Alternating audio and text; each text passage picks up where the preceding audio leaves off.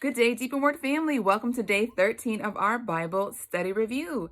Now, the chapters for study today are going to be 41 through 43 of Genesis. Now, do you remember where we left off yesterday? Joseph is in the dungeon. He's in the prison, and he had just revealed, right? He interpreted two dreams from the cupbearer and the bread maker, and both of those dreams, the interpretations, were confirmed to be absolutely true. Now, there was only one favorable interpretation, and that was for the cupbearer. So he asked the cupbearer, he goes, "When you come into the good graces of Pharaoh again, do not forget me. Tell Pharaoh of me that I may leave this place because I am an innocent man, not deserving to be here." And as we open up chapter 41, we see that 2 years has passed, and now Pharaoh has a dream.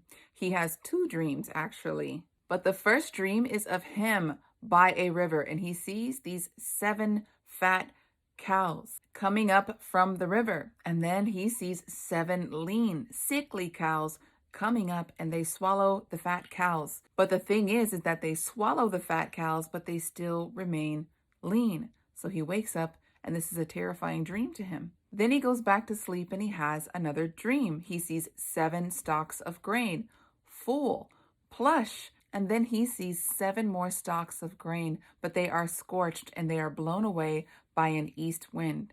Then he wakes up and he is terrified. So he calls all of the magicians, he calls all of his magic men to see if they can interpret the dream, but none of them can. And so the cupbearer at this moment remembers Joseph. So he says, "Look, when you were wroth with me and I had committed crimes against you, you placed me in the prison, and there was a man there who interpreted not only my dream, but your bread maker's dream. And both of the interpretations were absolutely correct." He goes, "I have been restored to my position." So he's like, "Come, let's go see this Hebrew man. He'll be able to interpret your dream." So Joseph is given the privilege to, take a bath, shave, look orderly before he comes into the presence of Pharaoh. And Pharaoh says to Joseph, he goes, "I have heard that you can interpret dreams." And Joseph interferes, and this is what he says in verse 16. He goes, "It is not me. Let Elohim answer Pharaoh with peace." So Pharaoh tells Joseph his 2 dreams, and Joseph responds with the interpretation. And this is what he says in verse 25. And Joseph said to Pharaoh, "The dream of Pharaoh is one. Elohim has shown Pharaoh what he is about to do. The 7 good cows are 7 years, and the 7 good heads are 7 years. It is one dream. And the 7 lean and ugly cows which came up after them are 7 years. And the 7 empty heads scorched by the east wind are 7 years of scarcity of food. This is the word which I spoke to Pharaoh. Elohim has shown Pharaoh what he is about to do. See, 7 years of great plenty are coming in the land of Mitzrayim, but after them 7 years of scarcity of food shall arise. All plenty will be forgotten in the land of Mitzrayim, and the scarcity of food shall be destroyed in the land, and the plenty shall not be remembered in the land, because the scarcity of food following, for it will be that severe." Verse 32. And the dream was repeated to Pharaoh twice, because the word was established by Elohim. If it is from Elohim, it's going to be established twice, 2 or 3 times, because you need 2 witnesses for anything to be established in the earth. So Joseph gives him advice on what to do. But Pharaoh says, "There's not another wise man like you in all of Mitzrayim." And he goes, "Who else is there that the Ruach of Elohim dwells in?" So he appoints Joseph over all of Egypt. He gives him his signet ring, his staff, and a gold chain. Okay, he's blinging your boy out. Verse 43. And he had him ride in the 2nd chariot which he had, and they cried out before him, "Bow the knee." And he appointed him over all the land of Mitzrayim. Verse 44. And Pharaoh said to Joseph, "I am Pharaoh, and without you let no man lift his hand or foot in the land of Mitzrayim." Verse 45. And Pharaoh called Joseph's name Zaphnath-Paneah, and he gave to him a wife, Asenath, the daughter of Potiphera, priest of On. And Joseph went out over all of the land of Mitzrayim. And Joseph was 30 years old when this came to be. Again, another mirror that parallels the Messiah.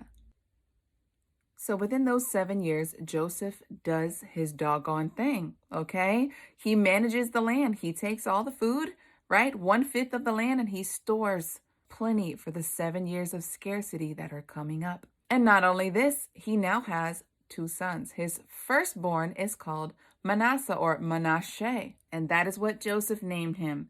For Elohim has made me forget my toil in all of my father's house. That's what Manasseh means. It means he made me forget my trouble. And his secondborn is named Ephraim or Ephraim. And Joseph said, for Elohim has caused me to bear fruit in the land of my affliction. So Ephraim means fruitful. Keep that in mind. So chapter 41 ends letting us know that now the 7 years of scarcity has started. And now the inhabitants of Mitzrayim, Egypt, are coming to Joseph to buy food. We open up in chapter 42 and the scene switches to Jacob or Israel. And he's talking to his sons and he goes, I have heard that there is grain in the land of Egypt, Mitzrayim. And he goes, why are you sitting here staring at each other? Go and buy grain and bring it back to me. And so 10 brothers leave, but Benjamin, the youngest, stays behind. So they go to Egypt and they see this man who is their brother, who they don't recognize is the governor. And his brothers bow before him. Do you now see that Joseph's dream in chapter 37 is coming to play? There's a scarcity in the land and they're going to buy wheat. And Joseph's dream is that he saw 11 wheat sheaves bowing to his sheaf. It's actually coming to play right now. So yes, Joseph recognizes his brothers and he remembers his dream that he told them and how they're bowing before him. And he spoke harshly to them and he says, you are spies. And they deny this. They say, no, we've only come to buy food. And this is also what they say in verse 13. Your servants are 12 brothers, the sons of one man in the land of Canaan. And see, the youngest is with our father today, and one is no more. And Joseph said to them, it is as I spoke to you, saying, you are spies. So Joseph says, by this you shall be proven to Pharaoh. One of you will go and grab your youngest brother, so I know you are not spies, and I know the word that you are telling me is true. But nonetheless, Joseph, he throws them all in prison for 3 days. Joseph has got a little bitterness going on, honestly, and rightfully so. Verse 18. Now Joseph said to them on the 3rd day, do this and live, for I revere Elohim. If you are trustworthy, let one of your brothers be confined to this prison house, and you go bring grain for the scarcity of food to your houses. And bring your youngest brother to me, and let your words be confirmed, so that you do not die. Verse 21. And they said to each other, truly, we are guilty concerning the blood of our brother. We saw the distress of his life when he pleaded with us, yet we did not listen, and that is why this distress has come upon us. And Reuben answered them, saying, did I not speak to you, saying, do not sin against the boy? And you would not listen, and see, his blood is now required of us. And Joseph turned himself away from them, and he wept, but came back to them and spoke to them. And he took Simon, from them and bound him before their eyes. So the brothers comply. Simon is bound, and he's placed on hold until they come back. And Joseph fills their sacks with grain, but he also puts their money back in their sacks. He wants them to tremble a little bit. So the brothers head back to the land of Canaan. And when they open up their sacks of grain, they not only see grain, they see the money that they used to purchase it, and they feared. They told their father, Jacob, or Israel, all that had happened and what is required of them, that they must bring back the young boy, Benjamin. And Jacob is in distress. And now Simon, my son, is bound. And now you want me to give you my son, Benjamin? He says, no, I'm drawing the line. Now we walk into chapter 43 and we see that the grain that they were given by Joseph is now running out. And so Jacob, or Israel, tells his sons to go back to Egypt. And Judah, Yehuda, reminds his father. He goes, the man warned us and said, you will not see my face again. Don't even dare come to my face without the younger brother that you said is back in your homeland. And this distresses Jacob, and he says, "Why must you open your mouth and bereave me? Why do you do this evil to inform this man that you have a younger brother behind?" They were like, "He kept accusing us of being a spy, so we wanted to be completely honest." And so Jacob relents and he says, "If it must be so, make sure you bring the choicest of gifts over to this man, to this governor." He said to them, "Take some of the best fruit of the land in your vessels and bring a present down for the man, a little balm, a little honey, spices, myrrh, nuts, and almonds." And he tells them, "Take double silver in your hand and bring back my son. Bring back the grain. Bring back Simon and Benjamin." And this is what he says in verse 14. "And El Shaddai give you the compassion before the man, so that he shall release your brother Benjamin. And if I am bereaved, then I shall be bereaved." And so the sons of Israel go back to Mitzrayim, and they take Benjamin, and they do exactly as their father has commanded.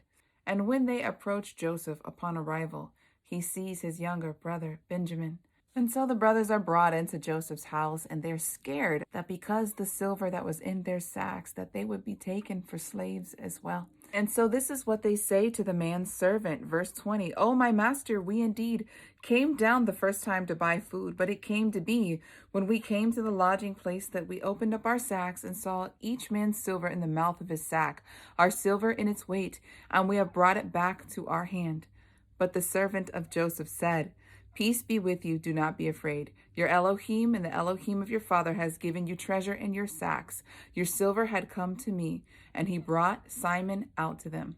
The brothers enter into Joseph's house, and they make the present ready for Joseph. And Joseph sees his younger brother, and he says, "Is this the younger brother that you spoke of?" And Joseph said, "Elohim show favor to you, my son." And Joseph hurried up, and he went to his room, and he wept, because he had not seen his brother Benjamin, since he had been sold by his brothers into Egypt. It says that he washed his face and got himself back ready, and a feast was prepared for them. Joseph sat by himself at a table, and he sat his brothers in according to how they had been born, from oldest to youngest, and they sat in astonishment. It also says that the Mitzrayims, the Egyptians, they sat at a separate table. They do not eat with Hebrews because that is an abomination to them. Now, this is important to understand, because if you are not the same covenant people, if you do not serve the same God, you do not break bread and eat at the same table. So in the eyes of the brothers, Joseph is an Egyptian because they don't know who he is yet.